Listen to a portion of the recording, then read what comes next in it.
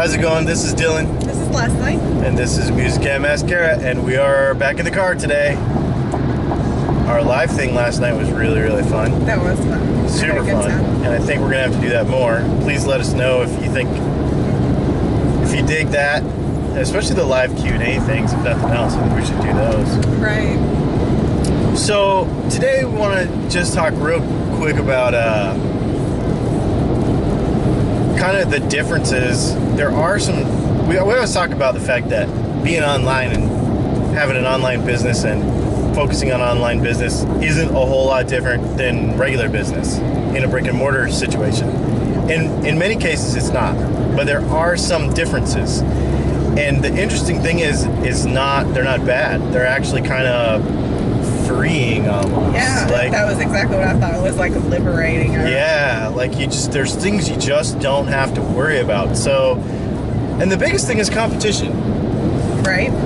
You know, and because people, a lot of times I think they approach it wrong. They get overwhelmed, like, oh my gosh, you know, like I'm a really, because I think about this. Oh, and I get that too, because I get a lot of, the market is so saturated.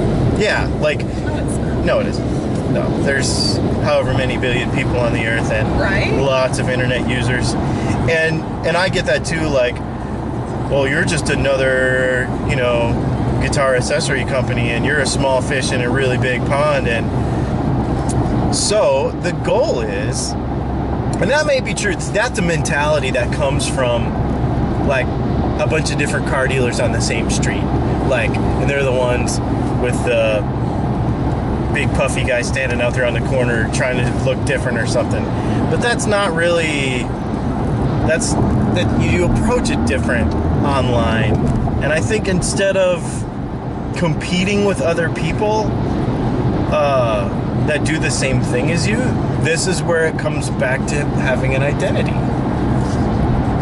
Yeah, and it's not competition, because we talk a lot about relationship building, and it is building a relationship. So, you know, I'll use my business as an example. It's not, I don't do regional sales. I'm not like, I don't have a territory, which is great. That means my market is in different countries. It's all over the world. So what that means, though, is the girl down the street that sells the same thing I sell is not competition. She has a different audience. She has a different approach to business. And that is, you know, you connect with people that want to purchase from you, that want to whatever. There's some kind of connection there. And I would never take away from that. I don't want to take anybody's customers. I don't want, you know, but on the flip side of that, if my customer resonates with somebody else better, that's fantastic. You know, they need that connection. It needs to be real. It needs to be personal. So it's definitely not competition. And my market is online, not in person for the most part. So yeah, and in your case, you're dealing still with a worldwide brand. So no matter how the customer finds out about the brand, it's still good for you. Like for me, it's a little bit different where there's a lot of, I don't want to say a lot, but there are a lot of brands that do what I do.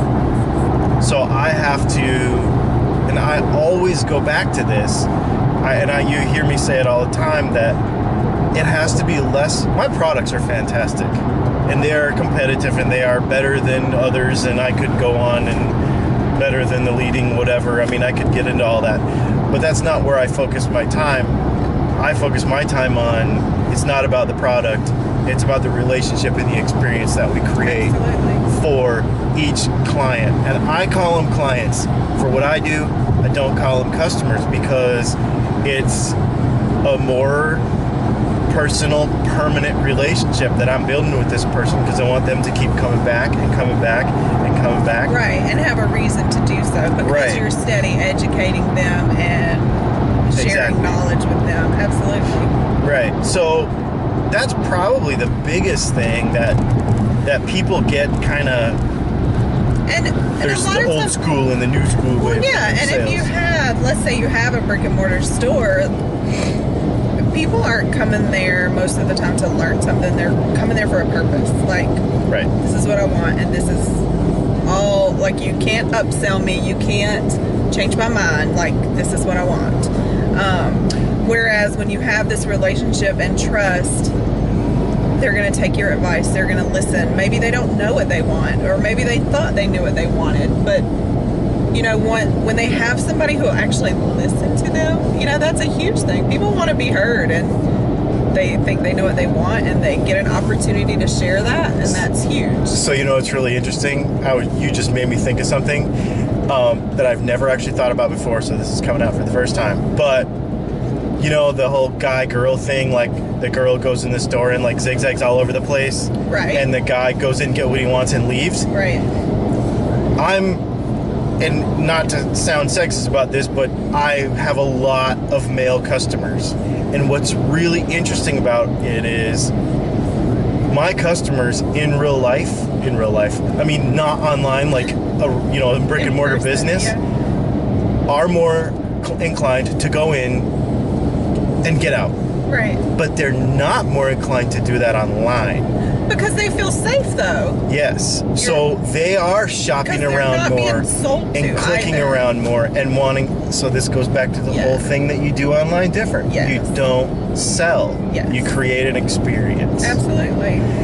It's just interesting because I just thought of that for the first time. Yeah, you just have this big picture opportunity. Yep. And so when you can't think of it as, I have to get X sales today. I mean, yeah, you have goals. Everybody should have goals. Yeah, you got to keep your lights on. Yeah. But if it turns into desperation and trying to hard sell a customer, then you're not providing that experience anymore, and you're not going to retain that. Man, and it's not worth it. Can't stand seeing stuff online like. I've been guilty of it. I'm totally guilty of it. And I've done it too, I think. I can't stand seeing stuff online, like on Facebook and stuff, where it's just like, buy my product and support me, and this is, I mean, I get it. I do understand it, but is this the one?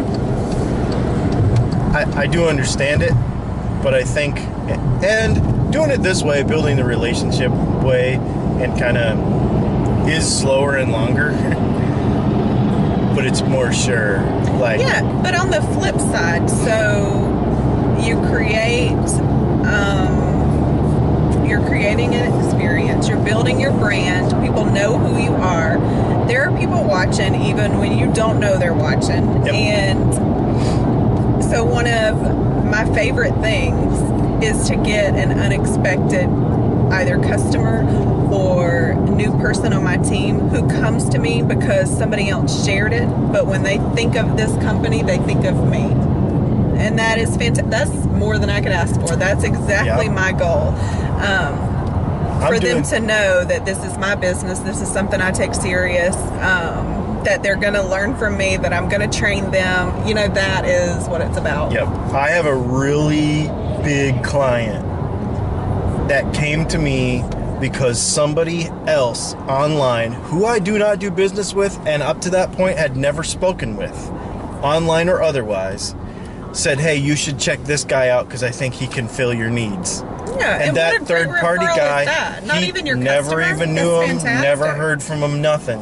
And it came from that. So, and of course now that guy also comes around to needing me, and he's a client of mine also. So it's a huge, huge thing, and I had nothing to do with it except for creating the experience. Right. But it's a different thing. That is the one thing that's different online. And empowering and teaching people is huge. They really appreciate it, whether they ever tell you or not. Yeah. And the people that are impacted, I mean, when they do tell you, I know I'm shocked every time. I think you are too. Like, whoa, I didn't even know they were watching or cared, or that they needed to know. We take a lot of things for granted that people just know, and maybe they don't. Yeah, and actually that's another thing too with the online stuff, and I know this is a little off topic for what we're talking about now, but when you're making your videos and you're doing all your stuff, because we keep talking about this, don't be afraid to get super basic with stuff. I always say I like to try to be simple enough that a new user will be able to learn something, but still engaging enough that an experienced user will Find value. will find value in it. And that's a tough balance sometimes, but it's important. You gotta don't take it for granted. There will be people that don't know anything at all, and they do want that. It just means you have to create lots of content. But if you're passionate about it, it comes. Yep. And so, also a stem off of that, once you're building these relationships, so I'm a big proponent, and I know you recently started your own group. I'm a big proponent of like serving my actual clients better.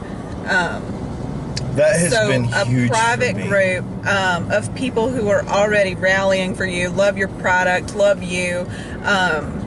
It just gives you a great atmosphere to be able to share and collaborate, and you know, if you have specials, if you have whatever, and you can just even better serve those people than you could otherwise. Yeah, and you might say, okay, because I didn't want to do it. And because I was like, oh, this is another thing I'd have to administrate. This is another thing, blah, blah, blah. So I started a group on Facebook because she told me it would be a good idea. And I did. I tried it.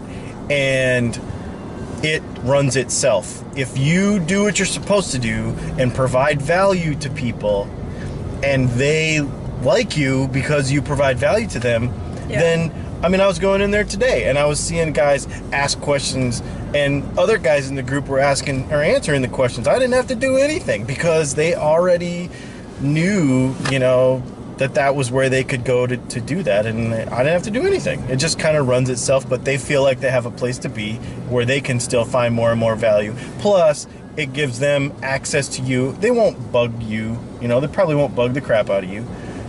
You'd think they would, but they probably won't. And they'll just... But knowing that you're there for them is a huge thing. Like, they will dig that too.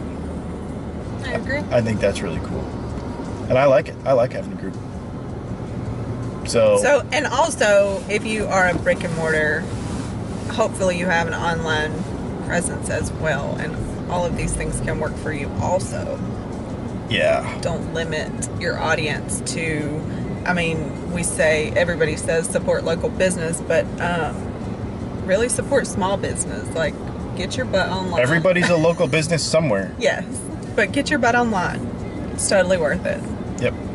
Anyway, my name is Dylan, This is Leslie. and this has been Music and Mascara in the Car. Thanks for stopping by and checking us out. Go to musicandmascara.com to watch the rest of our videos and leave comments and all that kind of stuff, because we want to hear from you about what we should talk about next. So y'all have a great day.